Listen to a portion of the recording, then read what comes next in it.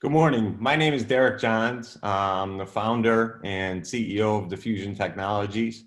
And I'd like to thank everyone for taking the time on a Saturday to join us.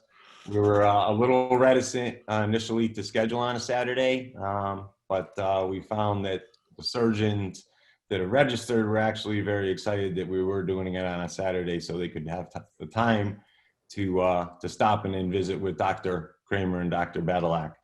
I'd like to start by just giving a brief 2-minute background on DiFusion and how we got here and how that's relevant, number one, to Dr. Badylak's presentation, and number two, to the early clinical successes we've seen with Dr. Kraemer to date. Those of you that know me, surgeons and distributors in the industry, know that I'm a very vocal advocate for surgeons and distributors in trying to get new products developed in the corporate world, sometimes to my own peril. 11 years ago now, we decided to create our own biomaterial because I got tired of sitting in product development meetings and having the choice between PEEK or titanium, or in some cases stainless steel. And I always ask the question, why don't we have another choice? And the answer I always got back was, you're crazy. It takes 7 years to develop a new master file. You have to do a huge amount of 10993 testing, and you don't know what's going to be on the other end of that tedious and perilous journey. So naively, I thought that that would be an easy process and started the company in 2009. 10 years later, through a lot of R&D and a lot of trial and error, we've now launched a antimicrobial polymer, clean fuse in the EU, and also now have an FDA osteoconductive polymer available in the US. And in us getting to that osteoconductive component and through the work that we were doing, it really came down to how the immune system accepted the material. And looking retrospectively at both PEEK and titanium that come from the aerospace industry, we realized that no material was really engineered for the immune response. And we brought a sheep study to the FDA, or a rabbit study, excuse me, that clearly showed the osteoconductive efficacy of this material. And in doing another sheep study, we really came to the crossroads where we found that the material, because of all the work we've done on the front end with cells, trying to get the right composite together, that we were really inventing a polymer that was essentially invisible or immunostealth to the immune response. And we found that with statistically significant data on a reduction of IL-1 beta in our sheep study that we did with Boyle Cheng. And then we took that data to Dr. Badylak, who is a world authority on regenerative medicine at the McGowan Institute. And he said, that's interesting. Wouldn't you like to know why? And Dr. Badylak has a macrophage polarization assay that is really time tested retrospectively with soft tissue scaffolds that demonstrates if the body does not like any material, you're going to have a long-term problem with that. So we now have data from Dr. Badylak that jives with our sheep study that now, in our early and difficult case review that Dr. Kraemer is going to cover, I think we really have a new story that explains why not only PEEK, but titanium also to a lesser degree is not very well received by the immune system. So without any further ado, I'm going to introduce Dr. Badylak, and Dr. Kraemer will follow. If you have questions, I would urge you to click the button on the bottom of your console and submit those. I will vet those at the end and give credence to surgeon questions, followed by industry questions. So next slide. Again, Dr. Badylak is a very great asset for our company because he really brings a different viewpoint to biomaterials. He's a doctor of veterinary medicine, a PhD, and an MD in sports medicine. So he really looks at the cellular process at the beginning to what you want to have as far as a clinical outcome. And we've been blessed to have him help us explain the story of what's going on from a cellular perspective with our material. So Dr. Badylak, without any further ado. Good. Thank you, Derek. And welcome, everyone. So I'd like to spend the next 25 minutes or so discussing a different, actually this dovetails quite nicely with what Derek's introduction in terms of the way to look at biomaterials and then more importantly, the outcomes, because that's what we're really all interested in. And we've been gradually changing the way we think about biomaterials and the way they should be designed and so forth. And if we go to the next slide, I was fortunate to edit a textbook that's entitled The Host Response to Biomaterials. So rather than being just another biomaterials book, it's how does the patient respond to what's implanted? And Jim Anderson and I have worked together for quite a long time. So he wrote the foreword for me, and I like this quote. He said, "The primary determinant of success of any biomaterial is the host response." And if you think about it, that seems pretty obvious. It's back up to that quote for a second.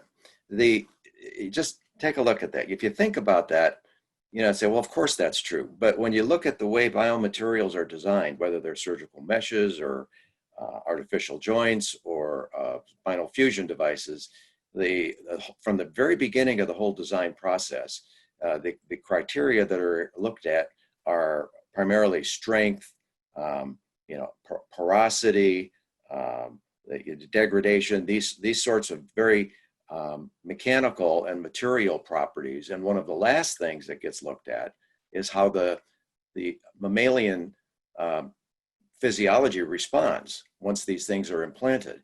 And so it's kind of like getting all the way down the road and then finding out that, oh my gosh, I've got to deal with either a lot of fibrosis or a foreign body response or some other thing. And most of that happens in the ISO 10993 testing, as Derek was saying. So in our view, it's really probably should be one of the first things that's looked at. How is the patient going to respond to this particular biomaterial? Find one that works well, then design, take your other design criteria and turn it into what you want. So now we can go to the next slide, Lindsay. Okay, so now the immune system, back up one. So if we think of, there we go. The immune, it's have a tough time staying on that slide. I'm sure most of you, that have gotten the same education I did in terms of the immune system. When we think about, what's it there for? It's to protect us against pathogens, infections, and things like that. But in the past 20 years, and it's really only been the past 20 years, there's been a completely different way of looking at this. So we, as clinicians, and actually, if you're even a scientist outside of the immunology field, it took a long time to even realize that this was going on. But now it's understood that the immune system, and primarily the innate immune system, macrophages and neutrophils, are critical, not just helpful, but actually essential for fetal development, maintaining homeostasis, regeneration of tissues like the lining of your intestines, bone marrow, things like this following injury or even in regular healthy states. And also, of course, the host response to biomaterials. That's a little bit more obvious. Now, if you go to the next slide, I don't mean to insult anyone in terms of whether you know this or not, but what I've found is that many people are surprised that a macrophage does anything else other than eat things, respond to areas of tissue damage or infection. And if you look at this slide and start up at that M0, that would be a naive macrophage. So that would be like, mononuclear cell circulating in the blood, comes out of the circulation for whatever reason. In this case, it would be a response to a biomaterial. And if you look at the left-hand column there, it gets exposed to things like a foreign material, LPS, which is endotoxin, or an inflammatory mediator, and it turns into the classic cell that we all know and love as a macrophage, and that we've thought about for over 100 years as doing what we just talked about. But the tumor guys, the tumor immunologists, found that the same cell looks identical, which is why this really wasn't recognized earlier, can do almost the exact opposite. It could become what's called an M2 or macrophage 2 activation state where it's exposed to different sorts of cytokines or signaling molecules. And like I said, it looks identical, but it secretes a bunch of mediators that actually suppress inflammation and promote wound healing, and in many cases promote regeneration. So you've got this pro-inflammatory arm and the anti-inflammatory arm. And if you go to the next slide, it really illustrates is that this isn't a one or the other, but it's a spectrum of activation states. And the determinant of how a macrophage acts is by the environment.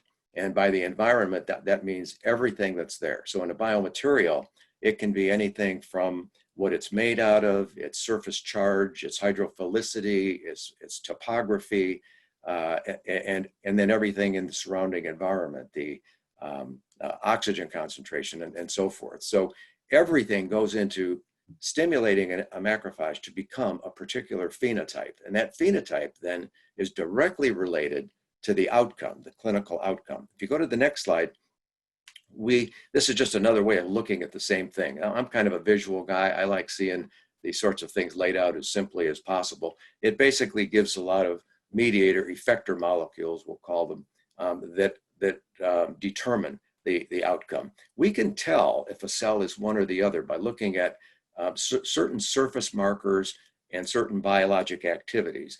And this is going to become key because the more this whole field now of immunomodulatory biomaterials is looking for tools to say, what is the activation state of the cells that respond to the biomaterial? Because it's really dangerous just to depend upon one or two markers. You really should be looking at sort of a profile of markers and biologic activity to determine exactly what the phenotype of these cells are. Go to the next slide. And this is only meant to show you that we're all busy reading the literature in our own field. We have little time to get into basic science sometimes or what's going on in alternative fields. This is simply to show that literally in every body system now, it's recognized that in a normal response to injury, forget about biomaterials for a second, just in a normal tissue injury, like when you make an incision into a patient at the beginning of surgery, you're damaging the tissue.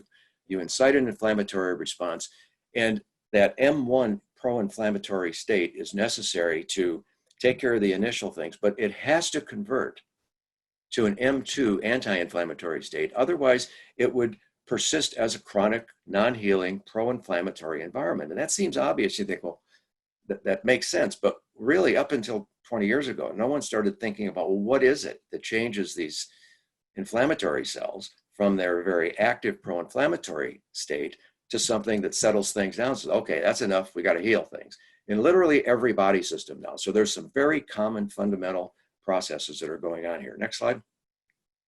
So we did a study. This turned out to be a really informative study for us. And it turned out to be one of our most highly cited papers where we took, actually, you can see about, I think there's 16 or so different biomaterials that went into making surgical meshes. We actually did about 30, but we had to hone it down for the publication. And we implanted it into a hernia type defect model that we use quite often. And we a priori determined what is a good outcome. What is good healing versus not so good healing? And it went into everything from scarring to vascularization, multinucleate giant cells and that. And the lower scores were the not so good clinical or outcomes, surgical outcomes, and the higher scores were the better. We did that at 2 weeks and then at 5 weeks. And those were the histologic scores. And they were looked at by 5 separate people who were blinded to the material that was there. After we had gotten that, we then went in and we applied particular labels to the cells so we could identify them as either more of an M1 type, pro-inflammatory, or an M2 type. And at the bottom, what you see, there's a very high correlation between those materials that gave a not satisfactory or less than optimal clinical outcome with a pro-inflammatory phenotype, and the anti-M2 phenotype were the surgical materials at that time that were being used quite commonly. They were the market leaders. Everybody used them because they were more satisfied with them. They never thought about it in terms of M1 and M2, but there was a high correlation. Go to the next slide.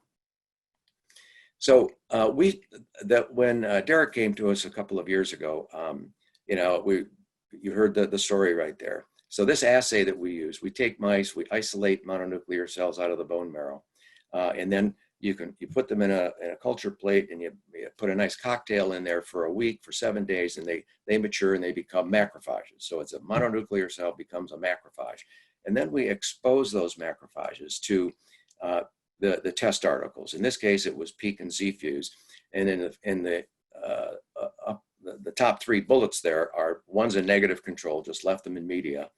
The second bullet is interferon gamma and LPS, which promotes a pro-inflammatory phenotype. IL-4 promotes an anti-inflammatory phenotype. And the bottom 3 were ones in which we first activated the macrophages to a pro-inflammatory state, which kind of simulates a clinical situation a little bit better. Then we exposed them to the different test articles to see whether it promoted, accelerated, accentuated the inflammatory state, or whether it's mitigated it. If you go to the next slide then, this is an example of the types of things we look at. MCSF is the media that we use to promote a macrophage, and F480 is a marker for a macrophage, a mouse macrophage. INOS is a marker for a pro-inflammatory cell. Fizz1 is a marker for a anti-inflammatory or M2 type. Go to the next two columns, and that just shows you that those are the controls. It always has to be an F480 positive cell, so it's a macrophage, and then it expresses one of these markers. At that time, we had been working with biomaterials that were, and we still are actually, primarily biologic in origin, extracellular matrix type materials, surgical meshes. And we were seeing a very strong shift to the M2 phenotype. And we're trying to say, what is it about those cells, those materials that elicited it? So we would degrade the material, just like happens in the body. And the next column shows you that if you take the degradation products of one of those ECM materials, small SIS, but there's a lot of products out there made out of this material, it promoted an M2 phenotype. And if you rapidly go through the next several things, we also did that with urinary bladder matrix, skeletal muscle matrix, go to the brain, spinal cord. No matter what tissue that we would take, remove the cells, isolate the matrix, degrade the matrix, expose the macrophages, it always promoted an M2 phenotype. And we thought, well, that's pretty cool, because that makes sense to me, at least from a medical, physical, or physiological perspective, because tissue gets injured, cells get damaged, they release inflammatory mediators, the macrophages and neutrophils and all that stuff come in, but then the matrix starts to get degraded in that area from all the proteases and other things that these inflammatory cells release. The matrix degradation products say, okay, enough's enough, because that happens at like somewhere around days 2, 3, 4, which is what normal wound healing is. And then, after a week or so, things have pretty much settled down. So clearly there are signaling molecules embedded within the extracellular matrix. Mother Nature put them there. They've evolved as a mechanism for controlling the inflammatory state. And if you take a material that promotes that M2 phenotype, you can actually facilitate or promote, and I don't want to say control, but because that's probably a little bit too strong, but you can certainly influence the way the tissue responds to whatever you're putting there. Please go to the next slide. So in this first study that we did, what we found was that down there circled at the bottom is showing that our controls worked, the M2 control, and that when we looked at ZFUZE, it promoted an M2 phenotype.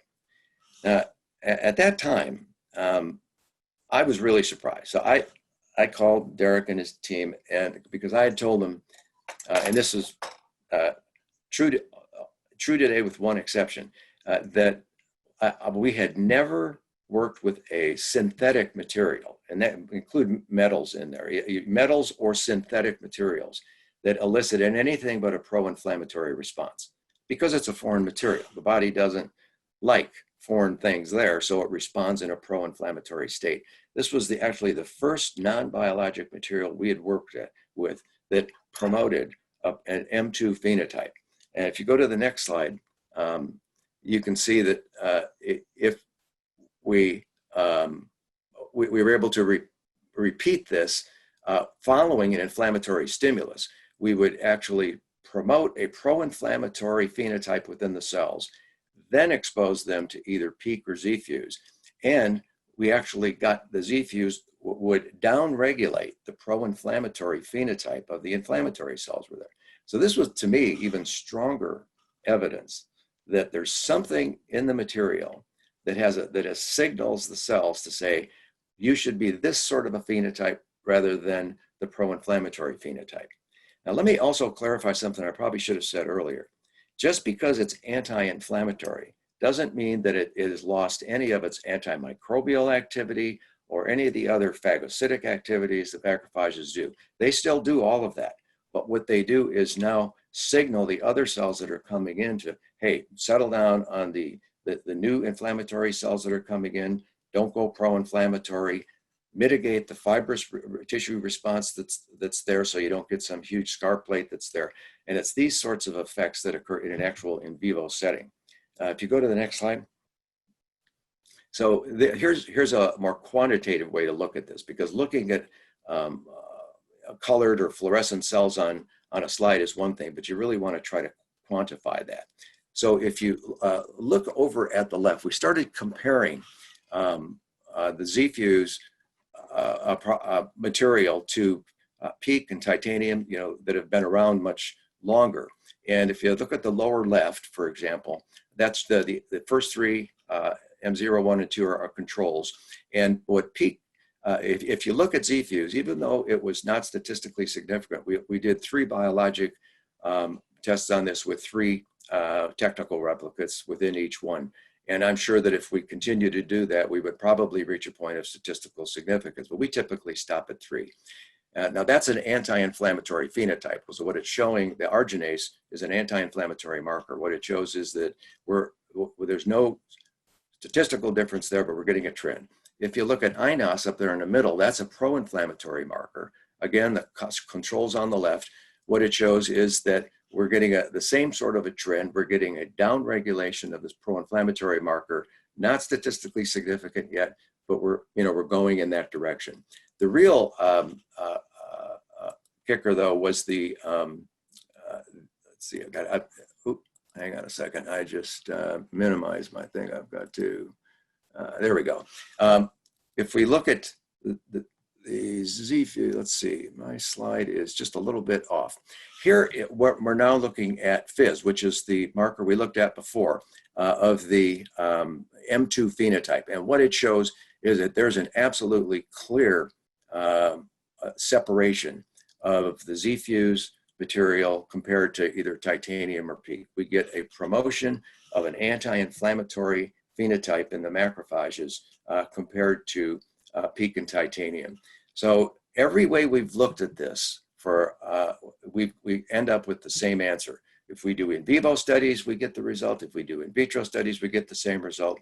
So now the real question is, what is it in the material that's causing this? So we're in the middle of those sorts of assays, getting some very interesting results. But I decided, rather than give you interim data that might have to, change later, all I can say is that every single way we're looking at this is consistent with signals released or present within the material that give a favorable macrophage phenotype, which is predictive of the outcome downstream, which you're going to hear about from Dr. Kraemer, and which was already shown in the sheep studies that were done, the preclinical studies that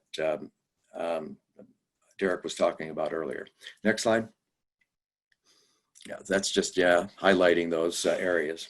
All right. So the other one other way to look at these are to look at the actually expressed inflammatory mediators that are produced by cells when they're exposed to these materials. So here are 4 pro-inflammatory mediators: INOS, IL-1 beta, IL-6, and TNF alpha. And what you can see is that 2 of the 4 of those show a statistically significant difference, where titanium promotes greater amounts of IL-1 beta and IL-6, these pro-inflammatory mediators, than either PEEK or ZFUZE. So the story is sort of unfolding. We hope to put this all together into some sort of a report or a manuscript that will be submitted in the not too distant future, and put everything, put it in a nice, clean format with everything laid out all in one nice story. Next slide. So this is just a picture of, one of the other properties that if you look at an SEM of materials, that may be an influence of macrophage phenotype. In the field of biomaterials now, there is an incredible amount of resources that are being put into trying to understand how to modulate, to modify biomaterials to promote this sort of a phenotype. And the whole discipline is called immunomodulatory biomaterials. So this is an example of the different topologies that you can see. You can see there might be surface charge differences, there might be hydrophilicity differences, differences in porosity. All of these things are a combination of them, may be manipulated to promote a more desirable cell response, which then of course leads to a better patient outcome. And I think that's the last slide, isn't it, Lindsay? Yeah, that's just a conclusion. That's exactly what I just said. Thank you very much for your attention, and I'd be happy to take questions after we hear what Dr. Kraemer has to say. Thanks, Derek. Great, thank you, Dr. Badylak. I'm just going to jump in and thank you for that. That was very informative. I tend to learn a little something every time I listen to you speak myself. Going back to what Dr. Badylak talked about as far as the surface topography and modulus. In 2009, when we founded the company, we had already heard from surgeons that there was fibrous encapsulation around PEEK, and that's kind of what was driving our thought process on the ZFUZE. In 2012, I believe, PEEK was 73% market share in the interbody space, and that was driven because of the modulus and the ability for surgeons to see their graft. And when we're converting surgeons back from titanium now, the comment at first is, oh man, it's great to see my graft again. So what we've done is basically take away the one caveat that was unattractive to PEEK, and that it did not osteointegrate and get on growth and ingrowth, and preserve the modulus and the visualization ability of this in an exclusive material. So Dr. Kraemer is a partner at Indiana Spine Group, which is one of the most prestigious and largest spine groups in the country. He was our earliest adopter, and he's a member of our scientific advisory group. And without any further ado, I'll turn it over to Dr. Kraemer. Thank you, Dr. Kraemer. Thanks, guys. I'm going to switch it over to me. This, all right, I'm going to assume this is working unless everybody yells at me and tells me that it's not. So I'm Paul Kraemer. I'm a surgeon who's now, I guess as of today, 12 years in practice, and fellowship director at Indiana Spine Group, and we work with the residents at Indiana University. Give a quick plug for my Instagram account, Complex Spine Consult, which is going to become relevant here, as I was just showing some cases there on titanium failures. I want to talk about is I don't want to go too much into the history. Everybody understands where, as Derek briefly summarized, that PEEK had a peak in the mid 2000s and probably all the way through 2013, 14, 15. And there's obviously been a huge push towards titanium, and I think that pendulum has reached its maximum. If we look at just a wish list of what do we want things to do, this is sort of a checklist of, hey, these are all the things that I need a biomaterial to be able to do. We want it to fuse. You want to be able to tell that it fused. You want a modulus that's not going to hurt you. You want this bone-friendly surface, as Dr. Badylak just went into extraordinary detail and much more eloquently than bone-friendly. I feel like he had dumbed down his entire career to one bullet point. You have to be able to stay. That was one of the problems with the allografts that was used for a period of time. and you want it to be revisable, as I'll show you an x-ray. An hour of my life went away yesterday trying to pull a PEEK T-lift out of the front of a fat guy for a T-lift, 5-1 T-lift that hadn't fused, and we had to revise with an A-lift. And that was, I would literally sweated through my, and I'm not a sweater, I sweated through my gown, and I had to change my mask because there's so much blood flying back at me as I'm banging on this thing.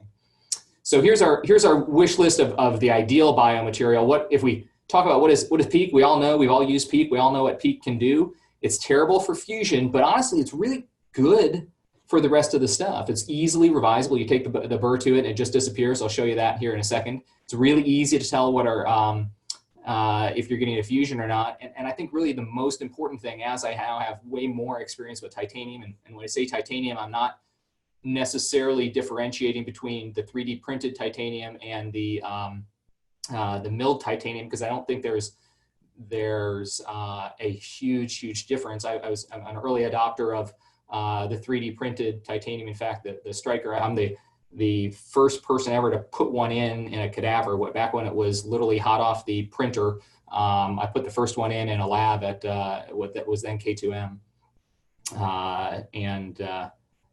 So I've known 3D printed titanium for a long time. So plain PEEK is, as Derek had just said prior to me coming on, it's great for everything except the one thing you really have to have, which is fusion. Everything else about it is really pretty good. Here are some X-rays that I think we've all seen before, but I want to point out a couple of things that's going to become relevant. These are all obviously non-unions. If we look at this one down here, we really see no reactivity around. There's no really no bone formation through the graft, which I think is something that we commonly see. We see, you know, little specks of bone thinking about maybe trying to grow, but nothing that grows through the graft. We see it here, but certainly nothing that wants to go all the way through. And when we revise these, we see this fibrous encapsulation. We see a little bit of erosion, not tremendous amounts of erosion, but you know, a little bit if you're really looking at it. This guy really eroded a lot. My face is in the way here. Okay. So this one, this is actually one I revised also with an OLIF not too long ago. So you see that bone doesn't stick to it. Bone doesn't like PEEK, but at least you have some surface area. Really, I've actually gone to not even putting bone in the cage area when I'm using plain PEEK, because I just want it everywhere else. You're just wasting it by putting it in the middle, because you know there's no chance it's growing up through that tiny little hole in the cage. If we here's some other pictures of non-unions. One of the things that I think we've become more cognizant of is it settles pretty substantially over time. So here's a fresh post-op of a multi-segment standalone PEEK cage. And then here, as it's starting to heal, it erodes not early on. It erodes little by little as time goes on. And you see you've lost your alignment that you worked so hard for with individual cages here. You can see the erosion around here. You can see there's pretty clearly non-union. This is a spindly little trying to think about growing through the middle in this corpectomy cage, a non-union. Actually, both of these were non-unions. This one, you just can't tell. This is one of the fairly early ones with a pretty substantial marker, which unfortunately wipes out any bone that may or may not be there. And I'm not gonna make you watch the whole thing, but this is me revising a ACDF. You can see a little bit of motion. I think it's actually one of those X-rays. I'm gonna skip ahead to about here. So now I've taken the anterior faceplate off. You can see the PEEK actually, I'm taking away that little bit of junk in between. And if we jump ahead, you can see it wiggling.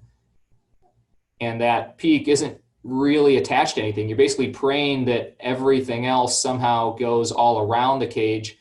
Our group is working on publishing a series of standalone cages where we actually show that the bone formation is actually better when you undersize it, because it grows all around. Now you can see this thing wiggling around like crazy, and then we just flick it out. You can see this thing is not attached. This bone, which has been in there, this graft, which has been in there for 2 years at this point, it didn't attach to anything. So, you know, we know PEEK, like I said, it's great, except it doesn't heal. And fusion is, as far as I understand, fusion is the point of a fusion operation. So So we moved on to titanium and a pretty strong push towards that. It's certainly better for fusion. I don't think anybody would argue that it's not better for fusion. It's got a couple of problems. The assessment of fusion is somewhat of an issue. CTs are okay for being able to see around that. It is poorly revisable. Again, as yesterday afternoon, an hour of my life gone in just trying to loosen this thing up, and you can see it wiggling, and you're trying to get something that can grab the titanium graft and try not to get hit in the face by too much blood as you're pounding on stuff. So it is poorly revisable. We'll see a couple of versions of that. And its modulus of elasticity, if they're a little more, if you either damage their end plates a little bit or they're a little bit more osteoporotic than you had anticipated, you can really run into a couple of disaster scenarios. So a couple problems with titanium is cavitation. This is actually the guy that I pulled it out of yesterday. Old style grafts, you really had no idea. That's where you see here and here. We don't see as many of those anymore. I remember talking to this guy for a while saying, he has pain. Does he have a non-union? I can't tell. We get the CT, not helpful at all. Essentially what I said is, well, we can go in posterior and put in some screws, and if it's a non-union, it'll fix it, and if not, then I'm not sure what else is happening. This we're going to see a little bit later. It's a well-fixed implant. Unfortunately, it's half in the canal. This is a A-lift cage, which is eroded substantially. And this is just sort of a run-of-the-mill. These are two of my cases. These are just run-of-the-mill non-union. It heals better for sure. It's not 100%. Here's one of the fairly minor disasters of a lady who had popped open nicely and had a nice little bit of lordosis from 4 to 1. Luckily, she's got a low pelvic incidence. She collapsed down to no lordosis at 4 or 5 whatsoever. Here's the guy who's hanging out. I'll show you an axial here in a second. This thing's hanging back into the canal a ways. This is a non-union, some question of infection, but clearly a non-union, and it's eroded away really substantially into this S1 end plate. Now, once I got them fused posteriorly and fixed, and luckily this wasn't causing any leg pain, it did end up healing just by having, overwhelming it with stability posterior. These are two of the challenges and a couple of the cases that I posted on my Instagram account recently that again, at least for me, my face is in the way. Here's this one that's sticking into the canal. Man, if you thought getting that other one out for anterior and banging on it a lot was hard, now think about trying to, if you have to revise a well-fixed but poorly placed implant, that is a disaster scenario, certainly a bad day in the OR. These are two cases of fairly routine T-lifts where either I didn't take as good a care of the end plates as I thought, although this one's hard to argue with, whereas trying to get a little bit more lordosis out of them and trying to do an all posterior operation, both these are a little on the chunkier side, and pretty good lordosis on the table, standing x-ray, disaster. Look at her T-lift here. Again, I tried to push it anterior and use it as a fulcrum anterior, and I went from about 40 to about 10 degrees of lordosis. She was revised with 5-1 hyperlordotic A-lift and pedicle and pelvic screws. And this one, similar idea. On the table, tried to get this one and this one as far forward as I possibly could have. This kind of rolled a little bit on me as I got it way anterior. And just that little divot into a lady that didn't have terrible bone, goes from about 50 degrees. This is her standing x-ray immediately post-op. She's at right around 40 degrees. This is her coming into the office. She's at 20 degrees. So we lost 20 degrees. We lost 30 degrees total of lordosis that we had achieved because she crapped out at the bottom level, punched through her modulus mismatch. This is 2.5 weeks later. We didn't even get the chance to erode a little bit over time. So titanium, the modulus issue with titanium can be pretty substantial. And while it does fuse better, it brings in issues which are self-inflicted in a lot of cases. And so I tend to use titanium if I think their bone is really good, or PEEK if I think their bone is not real good in any way. So if we go back to our wish list for the ideal biomaterial, we got to get it to fuse. We'd like for it to be able to assess that fusion. we really need a module of elasticity that's something reasonable, and the bone-friendly surface. Again, one of the things that I think is really important, especially as we've gone to these hybrid type of implants with a titanium coating or spray coating, plasma coating to certain portions of it, is the bone-friendly surface. You want it to be every single surface that an osteoblast is going to see, not just the ones that are convenient to be able to place onto the implant. These are a couple of slides of the animal studies. The first one is the rabbit femur, and you're seeing the PEEK, plain PEEK versus ZFUZE, and you can see how much more bone sticking to it. You can see the same thing in H&E here.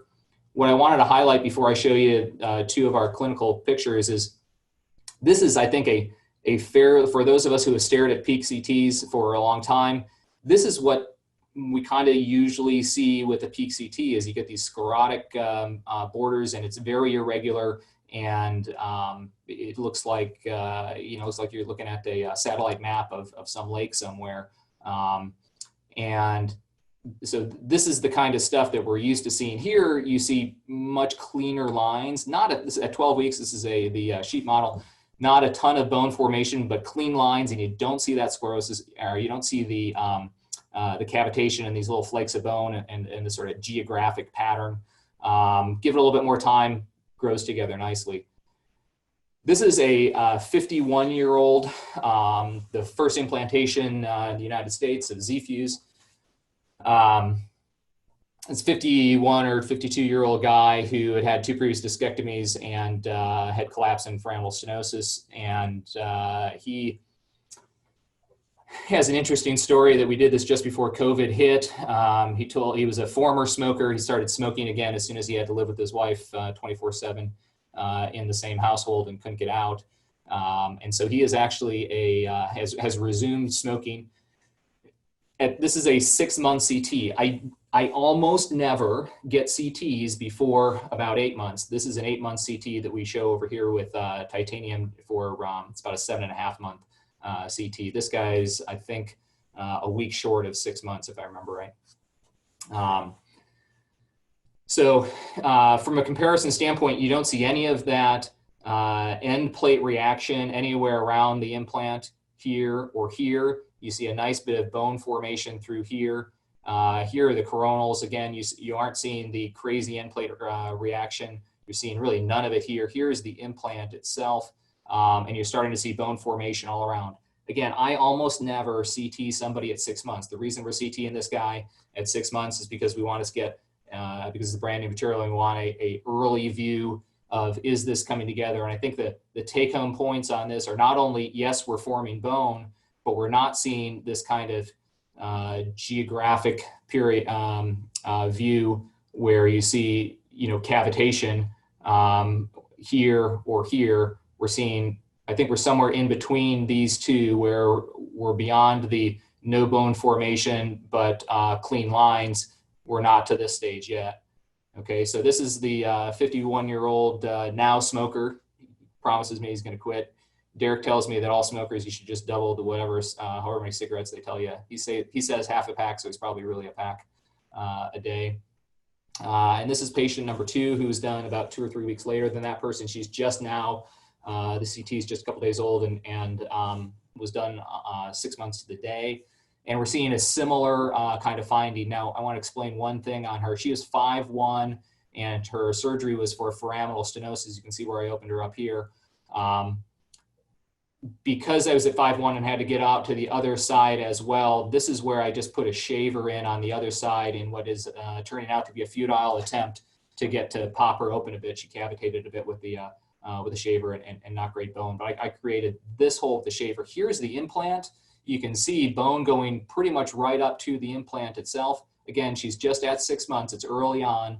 But what we're seeing is some bone formation and bone going right up to the edges of this implant, really everywhere all around that, and not seeing that that cavitating pattern or the pattern that we see in the animal models through here, and especially through here. So too early patients, CTs that are earlier than I would under any other circumstances almost get a CT. This is a comparison CT with titanium, and the reason we got it early on her, you can see this screw here. I can blame that one on our just graduated fellow. I can't remember if it's his side or my side, but I'm going to blame him anyway. Where a screw wasn't quite right, and we're getting the CT to make sure that screw wasn't causing a problem. As this cavitated, that screw ended up sort of pushing up into this disc. But I think it compares very favorable with titanium at 2 months later.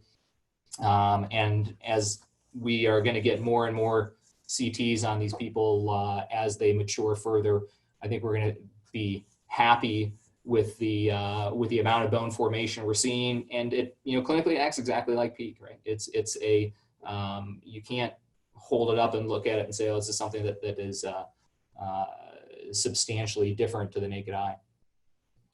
I'm going to wrap it up there. Do you guys have questions? How about I turn it back over to Derek for wrap up?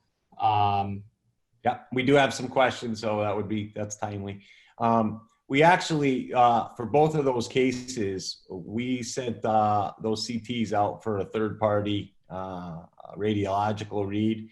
And any surgeons that are on the call that would like to see those reports, they're quite striking.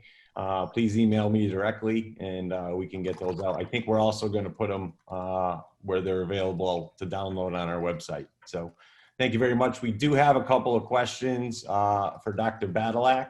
The first one comes from Dr. Robert Friedlander, who's a neurosurgeon at the University of Pittsburgh. And his question is, how do you know that the M2 phenotype is critical for bone healing? And that's to Dr. Badylak. Yeah. So, Bob, if you recall the slide that looked at all of the different disciplines, and the cardiology, and all the different body systems, skeletal is just as well represented in these papers that are starting to come out now as soft tissue is in terms of the whole M1, M2 story. And probably the reason is that it's such a fundamental process. It's upstream, that it's been conserved across species, across body systems, that there has to be a mechanism for shutting off inflammation. Otherwise, we would all have inflammatory bowel disease. We'd all have non-healing ulcers and bone is no different. And in fact, other things that go along with the M2 phenotype include osteogenesis. So I was alluding to some assays that we're doing now in terms of the ability of the secretome of an M2 macrophage to promote osteogenesis and skeletal muscle formation and so forth. And I'll give you the preview of the results is that that's exactly what happens. You get tremendous facilitation of site-appropriate healing. And by site-appropriate, I mean in bone, you get bone formation. In muscle, you get muscle formation by these cells converting to their anti-inflammatory constructive phenotype. I hope that answers your question. If it doesn't, I'm sure we can have lunch together. We're both in Pittsburgh, so we can do that. Great. The other question, the next question comes either Dr. Kraemer or Dr. Badylak can take this one. It's from Dr. Asgar in Fort Lauderdale. It's basically what's the difference between ZFUZE and a porous hold type PEEK? Does the pore size drive any M1, M2 response? Does that mediate the underlying material? I guess is the question. Yeah, I tell you what, Paul, let me take a quick shot and then you can follow it. But so when this whole M1, M2 story started coming out, the people in biomaterials started saying, does porosity have any influence on the M2 phenotype?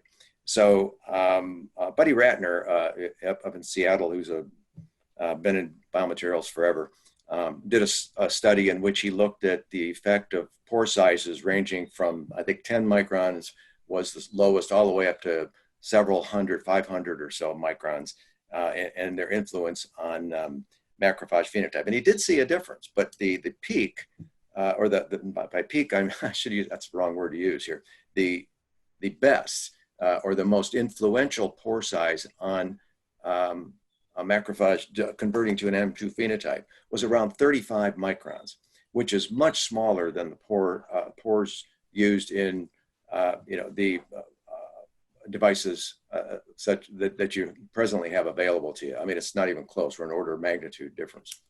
I'll leave it there. Paul?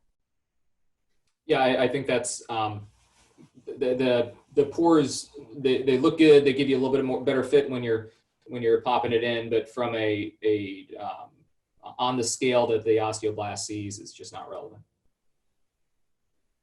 Yeah, and if you want to look up that result, Buddy Ratner's published that paper, and it's a bell-shaped curve, and it shows the optimal pore size for promoting M2 about 35, and then it drops off pretty quickly on either side of that optimal point at 35. Great. Next question. Again, I think this is for both Dr. Badylak and Dr. Kraemer. Is there any concerns? This is from Dr. Sig Bervin at UCSF. And he says, is there any considerations or concerns with what type of bone graft is used in conjunction with an immunomodulating cage? Not to my knowledge, but I'm trying to think of any study that's addressed that very question. It's a good question, but I don't have any information that can help you. I'm sorry. Specifically, is there any graft that helps drive that favors an M2 pathway that you know of on the market? He's asking. So, yeah. I guess you just design my next study. So, I guess my biggest question, I think, is going to be, so I should back up for a second. Both of these cases that we saw in those CTs are without infuse. They're with graft on and local bone. So again, they're not. We're not adding extra magic to the ZFUZE. We're trying to see what it can perform on its own, which is quite honestly, I don't use infuse typically in posterior operations. It will be interesting, I think, at some point to see how infuse interacts with it, BMP2, because it is such an inflammatory molecule, and is ZFUZE able to help drive that to BM2, since that is really juicing, as Dr. Badylak showed in one of the slides, when you sort of juice it for 24 hours with a pro-inflammatory state, and still able to get it to go down an M2 pathway. That's an interesting question that we'll have to figure out. For the purposes of those CTs shown today, that is graft on, local bone, and in ZFUZE. Okay. Next question is from Dr. Paul Schwartz. He's a neurosurgeon, I believe, in Connecticut. He says, basically, it's clear that the pro-inflammatory response is important in tumor defense. How do you have experience in tumor cases, Dr. Badylak or Dr. Kraemer? Yeah, actually, we do. And, here's where the literature can be confusing, because it's actually where the whole different phenotype story began. The tumor immunologist said, hey, got these tumors surrounded by macrophages and they're growing. What's going on? And what they found out was the tumors were secreting signaling molecules that actually converted the cells to a more M2-like or permissive state. They downregulated the inflammation. Now, however, now that we're characterizing, remember that one slide that showed that it's actually a spectrum now between M1 and M2. You can have a constructive M2 phenotype that is not permissive for tumors. It's just that a couple of the markers that were used said, oh, these are M2 type cells. Well, now we understand that this whole M2 phenotype is a broad spectrum. And in the cancer situation, it's entirely different than in the clinical situation we're talking about with fusion here. Now that being said, the there are other biomaterials that are known to promote an M2 pro-healing phenotype that have been used at sites of neoplasia. In fact, we published a study of our own of patients with esophageal cancer in which it absolutely has no effect on promoting cancer. In fact, this particular study had 11 patients in it, and they were a follow-up of up to 10 years, and not a single incidence of recurrence. And that's just one example. I could give you multiple. So that's not a concern. Great. Thank you, Dr. Badylak. Next question is from Dr. Mark Malberg at Rutgers University. I guess this one will go to Paul. And he says, if ZFUZE downregulates the M1 response, can that be useful for an interbody motion preservation device? I guess I would put that to both doctors. Yeah, I mean, I guess that's interesting. There have been some PEEK end plate disc replacement, some of the newer generation, and you know, I just saw a guy that I put a Mobi-C in probably 4 years ago come back with some pain, and he's pretty well fused it. So that's a really interesting question. I don't have anything interesting or intelligent to say about it other than, yeah, it's kind of interesting. Great. Okay, next one question from Chris Hall in Milwaukee. I guess I'm going to have to take this one. This is a marketing. This would be, what would be the advantage of ZFUZE surface technology versus the Titan Spine NanoLock surface technology? And my response to that, Chris, would be stay tuned. That's what some of the in-process testing that Dr. Badylak alluded to earlier. Again, while PEEK has a more of an inflammatory response than titanium, titanium has more of an inflammatory response than ZFUZE. And we're going to be commenting on the BMP upregulation and the cellular proliferation on DiFusion versus Titan shortly. Next question is from Dr. Jeff Cantor in Florida. In the normal healing process, the stimulus for conversion from one healing phase to another is fleeting. ZFUZE modulation will persist. Is there an advantage or concern? Dr. B? Yeah, you said, was fleeting? Fleeting? Yeah, from one, in the normal healing process, the stimulant for conversion is from one to another is fleeting. ZFUZE modulation will persist. Is that an advantage or a concern? Oh, it's not a concern at all. In fact, that's the microenvironment that you want to maintain because, you know, the microenvironment is influenced by a lot of things, including the persistence of the biomaterial there. And you want something that's going to maintain this. And actually, by pro-healing and constructive, you know, another way to think about it is that it is returning the body to a homeostatic, healthy state. In fact, if you look at the phenotype of macrophages in areas where it could really be a problem, like the gut, the resident macrophages, they are all normally in an M2-like state. Otherwise, like I said, there'd always be a problem. So that's exactly what you want, is to maintain that M2 state. Okay, and our last question, and we'll wrap it up on this note. This is from Kevin Rocco. It's for Dr. Badylak. It says, what material properties drive M1 or M2? Is it surface chemistry, hydrophilicity, residual leachable chemicals, etc.? And how might the surface morphology architecture impact it? I think we covered that a little bit with the pore size earlier, but if you want to. Yeah, but those are good questions and insightful comments, because there are investigations going on in literally every one of the variables that you just mentioned and their influence, including, we can name a couple of others too, like mechanical forces. How did they influence the M1 versus M2 state? And this is to some extent it differs a little bit between biomaterials. For example, one biomaterial may have a surface topography that for that particular biomaterial that would also have a particular surface charge and hydrophilicity would lead one more towards an M2 favorable state.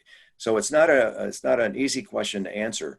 I guess the simplest answer, and I think accurate one, is that literally every one of those variables could, if controlled in the appropriate way, lead to the desirable outcome that you want. The bigger variable, no, I don't want to say bigger, but the other thing you can't ever forget is something that you guys deal with every day, and that's, you know, the patient response. If you've got a diabetic smoker who's overweight and more on the aged side, you're going to get a little bit of a different response than you're going to get with a 35-year-old otherwise healthy person. So I know that's not a very satisfying answer, but I think some of the answers will be coming out over the next few years in your discipline, the literature in your discipline, just as it is in the biomaterials literature. Great, thank you. And we have one last question that is from Dr. Andy Bezos in New York, and I'll take this one. He says, what industry is ZFUZE targeted, spine only? And the answer to that question is no. We're actually working on a ACL screw and hope to move into a hip and knee polymer, because ZFUZE is a load-bearing polymer, and we can then address antimicrobial properties and anti-infection properties in the total knee and hip industries as well. So thank you for that. But the secondary will be behind spine, will be an ACL screw. So thank you. Again, thank you everyone for joining us on a Saturday. We are literally to the minute, and I think it went very, very well. We had a very, very good turnout for this, for a Saturday morning. Thank you everyone again. Take care. Thank you, Thanks, Derek. Derek.